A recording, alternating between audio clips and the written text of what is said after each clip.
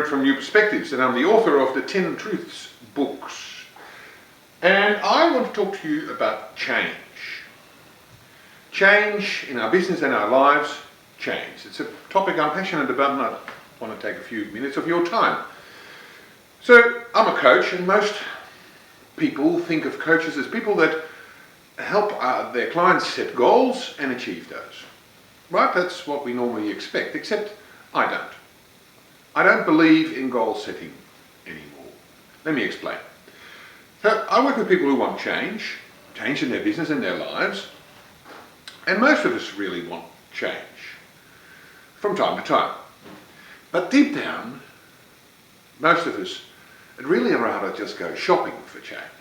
We'd really rather just give somebody some money and then we get a new life and a new business and new relationships and new wealth, a new life.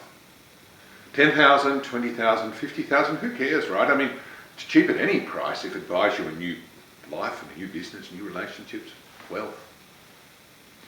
Yes, except for one thing. And that's this. If you want something you've never had before, you've got to be someone you've never been before. You've got to be someone you've never been before. So what does that mean? It means that you yourself have to change before anything else can ever change. And that means you have to go out and find a new you. And where do you find a new you? You find a new you on journeys. Journeys is where you find, create, develop the new you and create change in the process. And that's where goals come in, because goals are like the direction we take on those journeys. Goals are never about an actual place to get to. So I was working with a new client not long ago, small business owner in a small business, and he told me he'd lost his enthusiasm for his business. And and he told me that, some years ago he'd set a goal to pay off his own house. And so he did one day, and then the next day he woke up and life just continued, and he wondered what next. So he thought, well, I'll set another goal. I'll set a goal to buy an investment property, and then I'll pay that off. And so he did one day, and the next day he woke up and life just continued, and he wondered what next. So it's like the poet, I think it was Robert Frost, who said, when asked about life I know 3 words. It goes on. It goes on. And it does. It goes on. It's the journey, the adventure that never stops. Think about skydiving. It's not about getting onto the ground, right? It's about the journey on the way down. When you get onto the ground, it's over, it's done, it's finished. Memories are fun, obviously, but they don't change you. It's the journey on the way down that changes you. Unless, of course, your parachute doesn't open, in which case you'll experience radical personal transformation right there when you're getting onto the ground. Personally, I like to think, because I'm an old romantic at heart, I like to think about journeys in terms of oceans and ships and horizons and harbour. So imagine you're on a ship, on a harbour, and it's great, it's nice and safe. But nothing's ever going to change in the harbour, is it? I mean, harbours are just that, they're safe and nothing changes.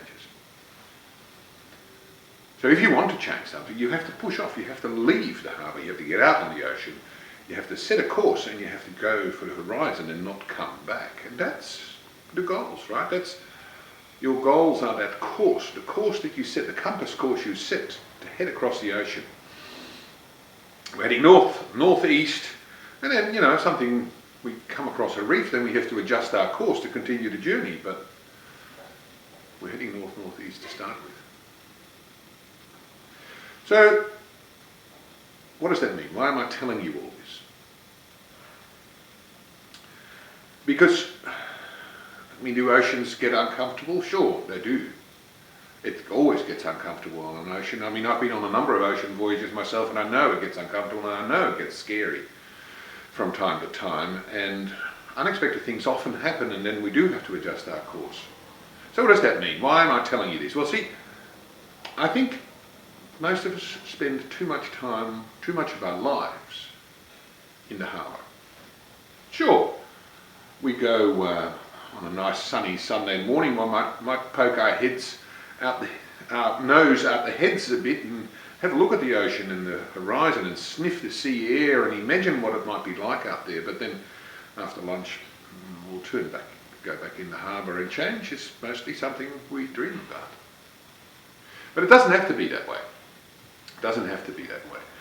Because there's a really simple technique that'll make it so much easier for you to get out there and to stay out there. And it's an ancient secret. It's lost in the mists of time, but I'm revealing it here for you now. It's called asking for help.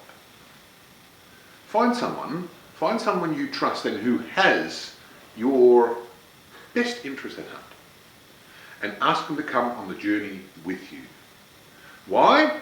Because you need help pushing off, or you need help rowing? No, you need to do all of that yourself. No, this is about someone who can help you set a course, someone who can be on the lookout for the danger signs, and who can spot the building storms and the submerged reefs and just the course and keep the ship safe.